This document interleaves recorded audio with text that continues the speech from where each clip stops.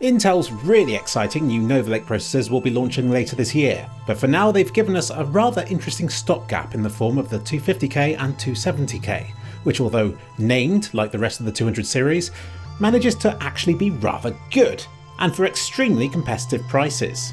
And it got me thinking, what else could they have released? And what does this tell us about their future processors? Let's get the obvious out of the way. Intel's initial launch of the 200 series of processors back in 2024 was disastrous. Despite some really interesting changes to their approach, like a tile-based architecture and improved E-cores, they suffered from so many teething issues that these improvements simply didn't translate into a better product. Indeed, Intel's new processors were often beaten by their previous Gen 14000 series, both for performance and from a value proposition. So for a consumer, there wasn't much to get excited about with products like the 265 or 285K. But like I said, earlier this year they did something unexpected. They fixed all their problems and essentially re-released the products using the same ill-fated 200 series name, but for about half the price. Yet it's funny how all those little improvements add up, because these newly released processors are without a doubt the best processors you can get for £200 and £300 respectively. So good that they rendered a large chunk of the processor market obsolete, undermining all but the very fastest and most expensive products above them. And I know they're good, because they got me excited about processors in a way that I haven't felt for years. It feels like competition, more performance for less price. That's something we haven't had in generations. Now I get it, not many people will buy these, most will be waiting quite sensibly for Zen 6 and for Intel's Nova Lake later this year. And in my head I started filling out this refreshed lineup with other potential processors. And for what sort of prices? Now, I made this video sitting on this video's sponsor, the FlexiSpot C7 chair. Designed to be ergonomic and stable, the sort of chair where you can lean back and relax without the fear of this happening. The whole chair is highly configurable, with almost every aspect of it customizable in some way to allow you to find your optimal seated stance. The extra wide seat can be shifted forward and backward. You can shift the 3D armrests around full 360 degrees, you can alter the tilt of the back of the chair to your heart's content, and more.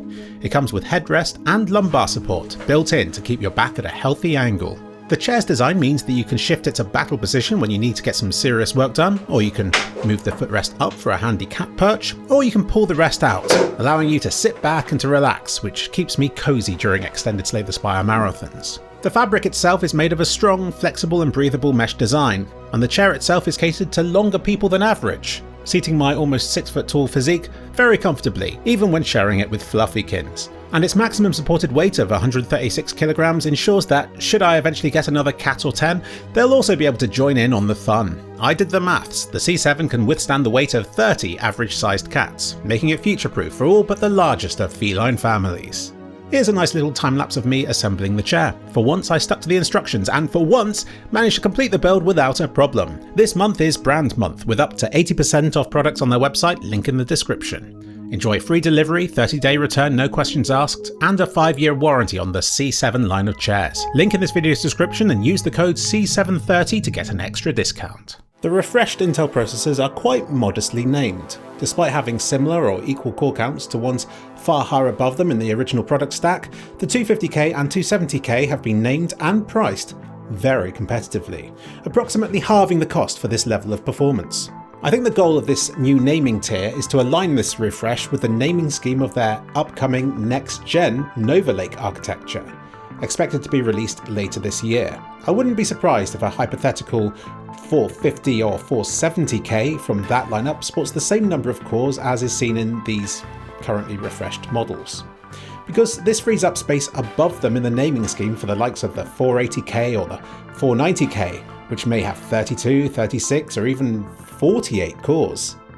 But before I look at what could or couldn't be above the 270K in this refreshed lineup, in a way I'm more interested about the other end of the spectrum, because unless you're interested in something very specific like X3D cache or huge amounts of cores, or an upgraded platform which you're not gonna get, there's no real point in getting something better than either of these currently existing processors. But while they're reasonably priced, they do leave a gap below the £200 price point. As you've probably gathered, I like E-cores. I see them as being something extra. The 250K is essentially a 6-core gaming processor, but a 12-core processor for productivity thanks to the inclusion of 12 E-cores. which makes it behave more like a 12-core processor overall. Yet even for a gaming build, I see benefits to E-cores, as your PC can then offload all the background tasks and processes to them, which frees up the powerful P-cores to handle the game you're actually trying to play. Yet early scheduling issues have produced a lot of gamers who hate the slower E-cores out of principle, in fear that their gaming performance is going to be handicapped by being run on these slower cores. So I think there is a market for a 250K-like processor but without any of the E-cores, a simple 6-core design, maybe made of defective 250K chips. Let's call it the 240K. Pricing wise, I mean, if people hate E-cores that much, then this chip being priced anywhere below the 250K will be a benefit.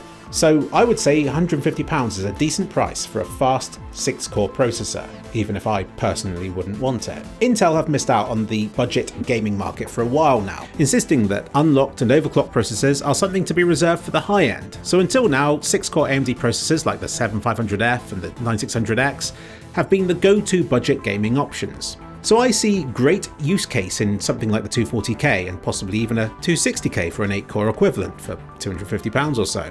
Isn't it convenient that despite being overused, the current 200 series naming scheme still has gaps left over for these sorts of products? But for most people, I think E-cores are seen as a huge benefit, especially in the low end where AMD has no real answer to the amount of multi-core power a cluster of E-cores can deliver.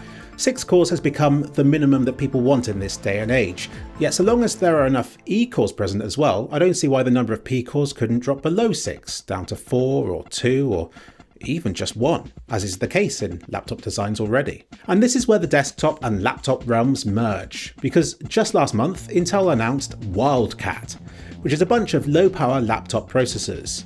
These have just 1 or 2 P-cores and then 4 low-power E-cores as well.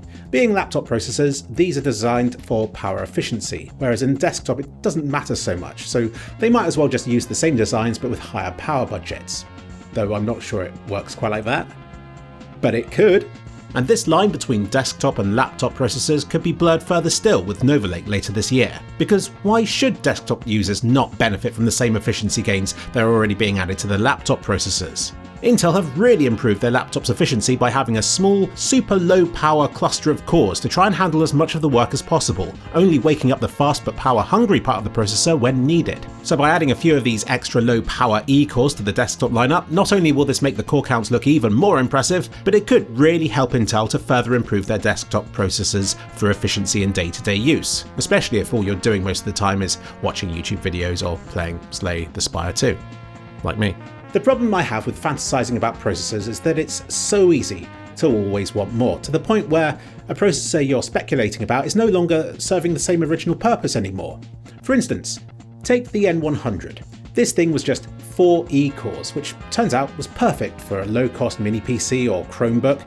It's just tempting to say that they should add a P-core to it, or more E-cores, but that ends up defeating the entire purpose of what's essentially a minimal cost design. The one problem I see with the N100 is that it is getting on a bit now. It's still all based on the oldest generation of E-cores. Please Intel, give us a new N100, but based on the newer, all-improved E-cores, and the budget PC market will rejoice. It's just a catch-all design for people who need a computer but who don't actually need modern tiers of performance. So I think you could complete the lower end of the desktop product stack with something like this, and it would cover all manner of budget needs. But now for the thing that everybody gets actually excited about. What could come above the 270K? Because there's space above it, both in terms of its name and its price. Yet there isn't much more they could add to it in its current state. I mean, it's only 5.5 GHz, so they could add an overclocked edition of it, call it the 270K++. Yet in terms of core counts, it's really maxing it out already. What we'd really want from a higher naming and price is more cores. 12 P-cores, 32 E-cores, yet this can't currently be achieved without considerable rework, which I just don't think Intel would bother with, what with the real big cheese coming out later this year with Nova Lake, which will have a considerable rework, possibly allowing for multi-chiplets to be glued together to multiply core counts. Which gets me onto the problems with multiple tiles. So as much as I'd love to say that they could have released a 290K with 16 P-cores and 32 E-cores simply by gluing two 270Ks together, it just wouldn't work. But with rumours that they'll now be following in AMD's footsteps by gluing 2 chips or tiles together to double the number of cores, I would be very surprised if their next generation of processors didn't do this to some extent, and didn't have insane numbers of cores in the high end like 36 or 48. or maybe even more. We've seen what happens when you have more than one chip with cores on from AMD's Ryzen architecture already. They've been doing it for about a decade. And from these, we can see the problems that multiple chiplets comes with. Communicating between different chips comes with a significant latency penalty, even using incredible sounding things like Infinity Fabric. This is disastrous for P-cores, which are there to be as fast as possible, and that often entails that there's absolutely minimal latency between them, so having them across different chiplets kind of negates all that. It's why, for gaming, processors above the 9800X3D are a bit pointless. Take the 9950X3D2, for instance, completely maxed out the naming scheme for this generation, and there's no point in getting it for gaming, because it is essentially two 9800X3Ds glued together. More is better, right? But they're not, because in practice it only comes with downsides. Unless a game needs more than 8 fast cores, spoiler, they don't, or shouldn't, you'd be better off just disabling one of the 9950X3D2 Super Plus 3, whatever.